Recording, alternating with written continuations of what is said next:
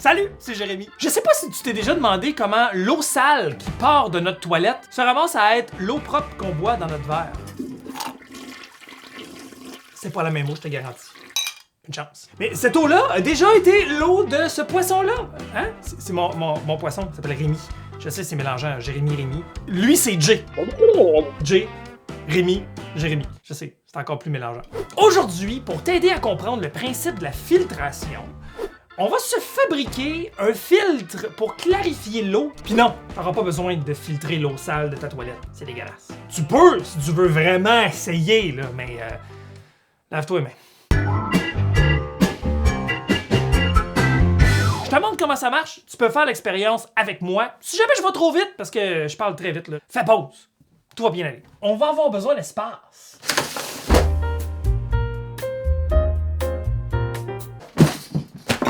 Faisons de la science! Voici ce qu'on a besoin.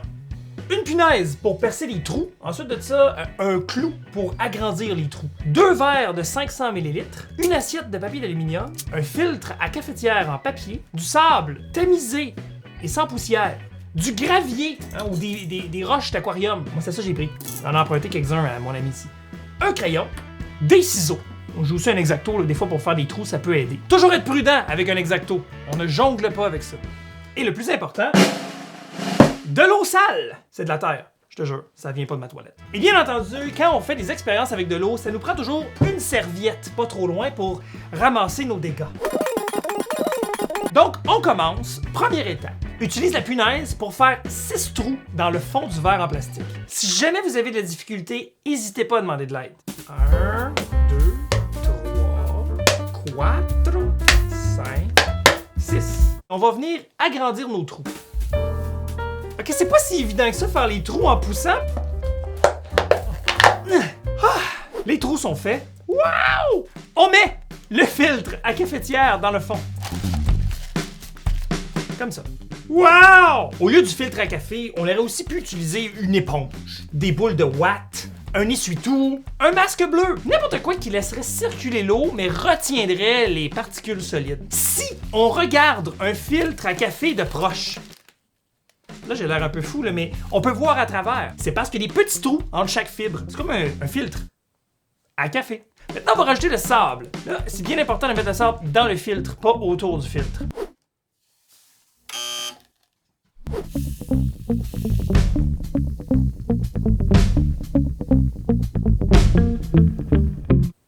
Je pense que c'est assez. Vous pouvez aussi utiliser de la litière à chat. De la propre. L'espace entre les grains de sable est beaucoup plus large que l'espace entre les fibres du filtre à café. Vous voyez où est-ce que je m'en vais, hein? Plus ça va, plus les trous sont larges. On enchaîne avec les petites roches.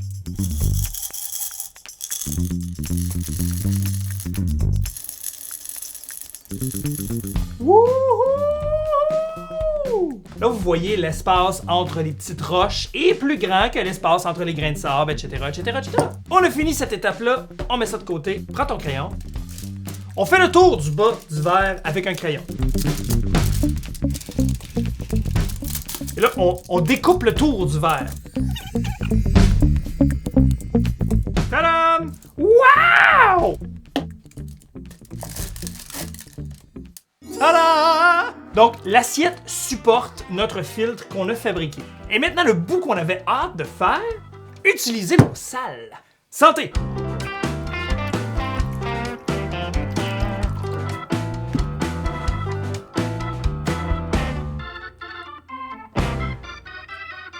C'est une tisane que je boirais pas, ça. Donc, on voit ce qui se passe pendant l'expérience. Les morceaux les plus gros vont être retenus sur le dessus. Et comme les trous sont de plus en plus petits entre les éléments de mon filtre, les saletés, qui sont de plus en plus petites, vont être retenues dans le filtre jusqu'à laisser couler une eau qui est presque claire. Si j'avais fait un filtre plus haut, ça aurait filtré plus de particules, donc j'aurais eu une eau plus claire à la sortie. Je pourrais aussi prendre cette eau-là, la refiltrer encore jusqu'à avoir une eau qui est vraiment plus claire. C'est une expérience qui peut être un peu longue. On va laisser ça décanter tranquillement, puis on va aller faire autre chose.